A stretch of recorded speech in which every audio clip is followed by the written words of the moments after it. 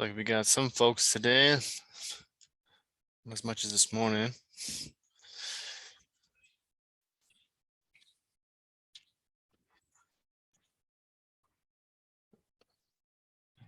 I don't got much on my end here. I guess we'll start off with questions. Anybody have any questions over the chapters or up to this point? No, everyone's good. All right. Well, that's good. Today's go ahead. I've got one question. Yeah, go ahead. How often are you guys calculating your locations out in the field? What do you mean by that? If you're out there and you're on the fire line, are you needing to be sure and like on top of your location all the time, or is that just kind of the lookout's job from where their perspective is at? Yeah, so that's probably a good general of thumb to just make sure you know where you are in relation to the fire.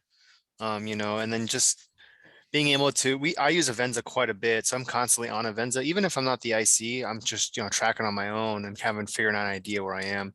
As far as specific coordinates, I mean, it's probably good to know some coordinates like base camp and H spots and stuff like that. But I'm not like constantly writing those down. But because Avenza is so convenient and easy, if I need quick coordinates for whatever reason, it's right there at the bottom of the screen. Okay. Can I answer your question? Yeah. Cool. Anybody else? Yeah, I had a question. Yeah, go ahead. How do you guys keep track of like all the little phrases you say when you're talking on the radio? Like, it seems like a lot to keep track of. Yeah, so it just comes with time. It's just like anything else, right? So obviously we use different jargon than most folks, but over time, it comes with habit. It comes with just being exposed to it all. And then writing stuff down. Sometimes in the very beginning when I spoke on the radio, because I was so nervous to mess up, whatever, I just wrote it down. They say to think before you speak. And so just taking that extra time to think about what you're going to say and say it. And then when you hear something, when someone talks to you, just repeating it back to them to make sure that it's the right message. Yeah, and it's impressive. I didn't have a radio the first 2 years on the crew, and then I got one.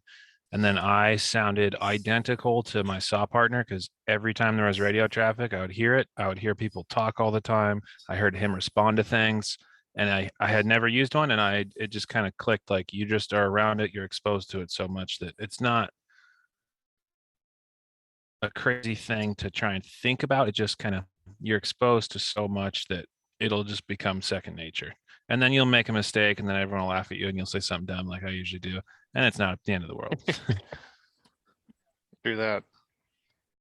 Cool, thank you. Yep. Any other questions? Cool. All right. Well, looks like most folks are on. They're still getting connected here, but we'll go ahead and turn it over to Tommy, and Tommy will talk today's lecture, and then he'll take it from there. Cool. So our little Jeopardy kind of got a little discombobulated. So I'm gonna open up the quiz real quick, some of the questions, and I'm just gonna read them off to you guys and see if you guys can kind of answer them just shooting off the edge. So then this might trigger some questions on the lecture and the stuff you guys went over to kind of help you guys out.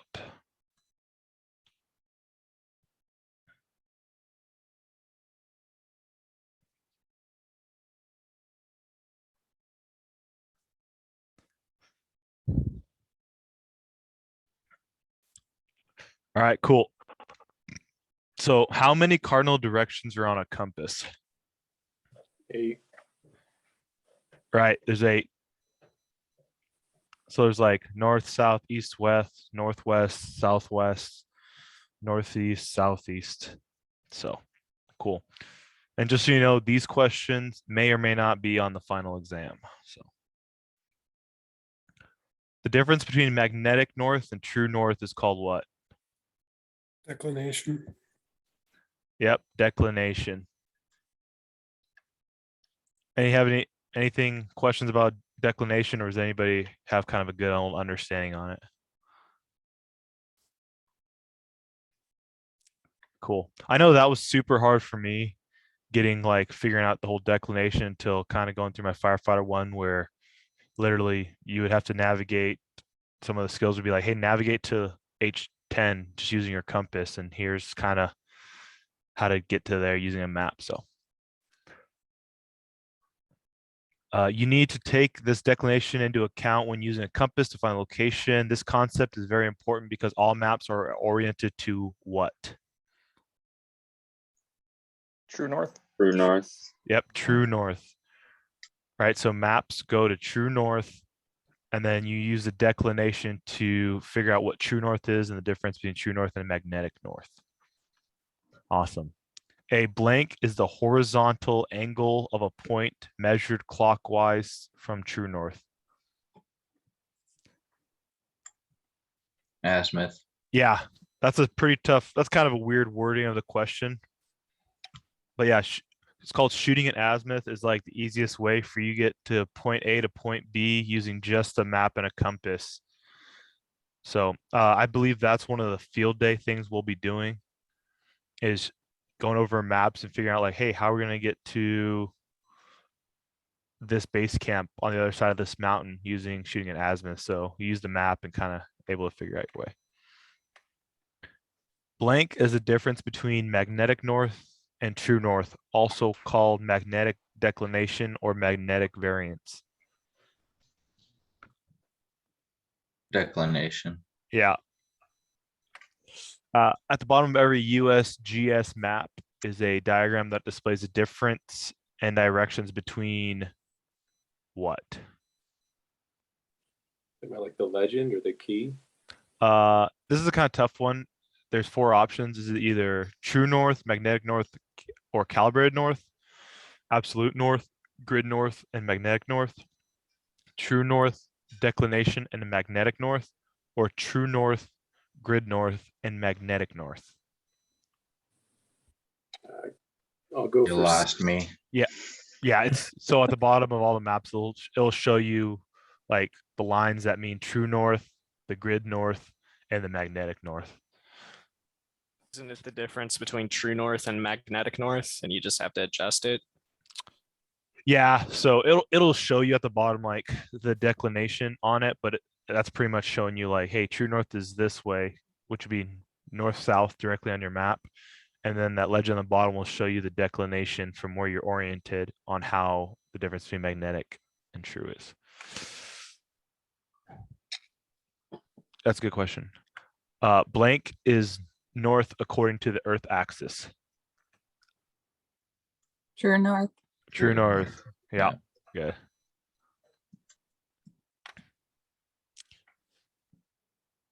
Percentage of slope is determined by dividing the amount of elevation changed by the amount of blank distance covered, sometimes referred to as rise divided by run, and then multiply the result by blank. Linear 100, linear 50, vertical 100, or horizontal 100. Horizontal. Horizontal 100. Yep. Pretty much like when you're doing any sort of carpentry trying to figure out stairs, it's over rise over run. A pace is measured by what? So 2 natural steps. Yeah, so that's a big thing you'll do in the beginning of your career when you're working on your firefighter 1 or trying to become that senior firefighter. You're going to figure out your pace so you can tell people like, hey, it's this many chains to this flagging to get to this spot fire, stuff like that. A chain is a unit of measure in land survey equaling 66 feet. So that means 80 chains is equal to how many? 1 mile.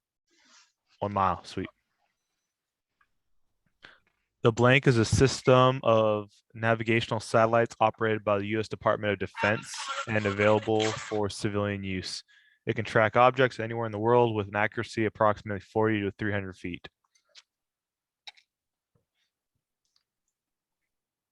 GPS. Yep.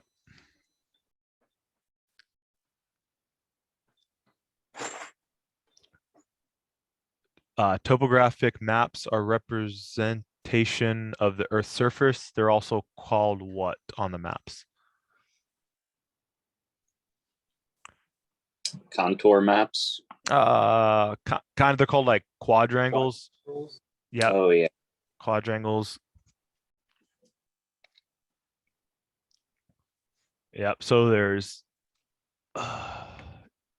I was trying to explain it a different way, kind of a grid type of thing. Like, but yeah, you guys kind of understand that part. The horizontal lines that run east to west around the Earth are called what? Meridian lines. Nope. East to west. Parallel. Yeah, East to west. parallels. Yep. Parallel. Yeah. Vertical lines that run north and south are called. Meridian. Yep. Yep. You just had it backwards. That's good. Gotcha. Blank is a point north or south of the equator. Latitude. Yep.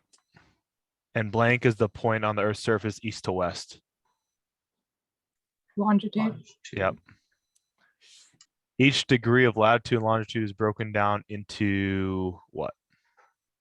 60 minutes. Yep.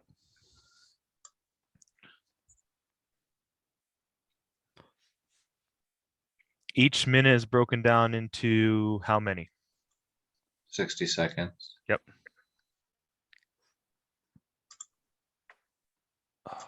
A blank is a type of topographic map. One of you guys already said it a couple questions ago. You talking about the Quadrangle. quandary? It's a, Contour map. yep, it's a contour relief map. Yep. Yep. So a blank is a line of equal elevation on the ground that delineates the same elevation above sea level. Contour line. Contour lines, yeah.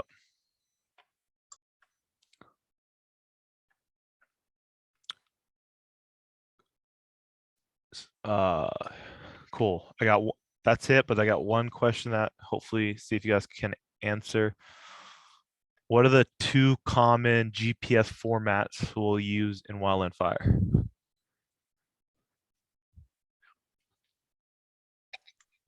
Degree, decimal minutes, and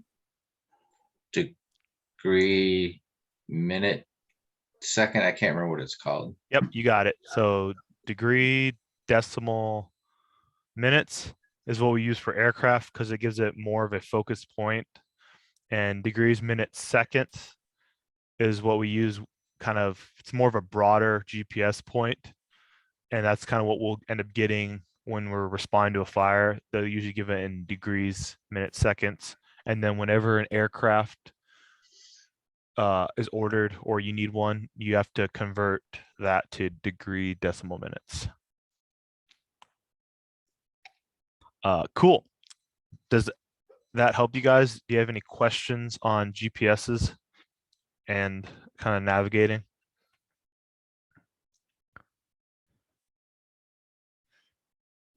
Yeah, I know it's super hard kind of understanding it without kind of looking, but as you progress in your career, S290, you'll go into a very comprehensive, going through like reading topographic maps and things like that. And through your career, you'll kind of end up using them a lot.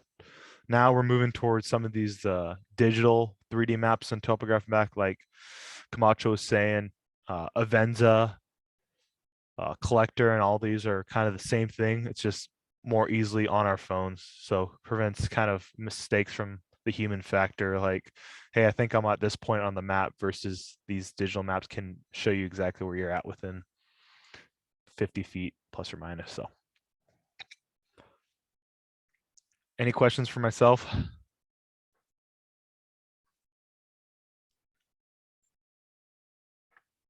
Sweet. Thanks, guys.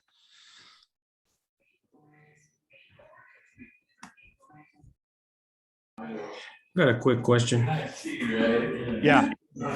I was just wondering, those maps that we use for wildland, are they available for purchase so we can have like our own, practice and stuff? Like, can we order some off like, is there a specific place we can get some for our own use to kind of get a better practice on it? So you can get some, either REI sells like state of Alaska kind of generic, either for certain areas, or you could also get one like those atlas maps. Some of them are actually like topographic maps that have everything. Or if you go to any like federal land management agency like Park Service, Forest Service, BLM, you should be able to walk in there and they should be able to either purchase them or give you some. And I don't know if we give them out at some of the state offices. I don't believe. Okay, thank you. Yeah, I was just wondering, probably learning better if I do it actually on a map and compass and rather than just watching the videos. Yeah, if you go to REI at least, or if you go to the Forest Service office and you're in Girdwood or something, Yeah, okay. they should have them. If you walk in there, they have them for like a couple bucks, I think. Oh, sweet. All right. Thank you. Yeah. And just to add to that, I can throw in I'm unmuted. Yeah, I'm unmuted. Yeah. I can throw a link to, you can go to the Alaska AICC website, the BLM website, and they have some maps on there that's open to the public. These are like similar what Tommy was saying. They're pretty generic as far as detail wise. It's not like Google Earth type map, but I'll throw the link on there. But yeah, you can download them and they're geo-referenced. So if you want to take a look at them and print them out or whatever, you can. And also you can import them to Avenza. You can download Avenza and have up to 3 free maps for those who don't know. And you can kind of play around with that if you want. You'll just download the map, save it on your phone as a PDF or whatever. And then when you download Avenza, you can just import it from there. But I'll throw the link to the chat for those who are interested. Good question. Awesome. Thank you. Yeah.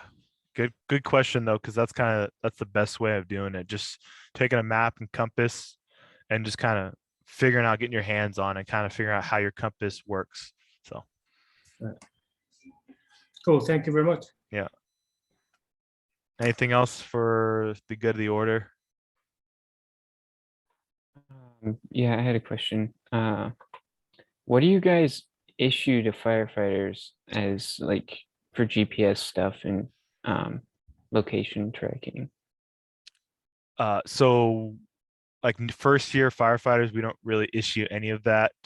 Once you get into the senior firefighter and kind of crew boss, single resource, engine boss, helicopter managers, then they'll usually issue you a Garmin GPS as well as some other technology. Like all the techs, we have iPads as well as GPSs, so we're able to georeference both those lat logs and kind of put everything from like pen to paper and kind of all that stuff. But I still use, like when I give size ups on fires, I'll just end up using my phone and go to compass when I need like a rough lat and long. If I pull on scene, you can just swipe to the right on your like compass and it'll give you your GPS location, and you can like mess with it and figure out like the different types of formats of lat and longs. And there's more than just the 2 I said, but there's like a lot of them. So that's kind of, so you won't really get issued them until kind of later on.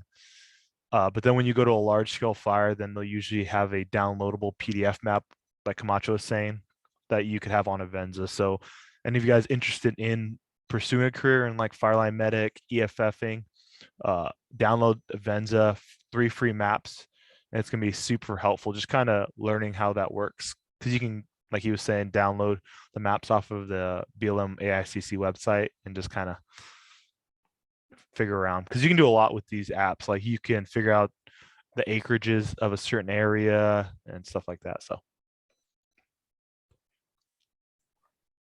Cool, thank you. yep.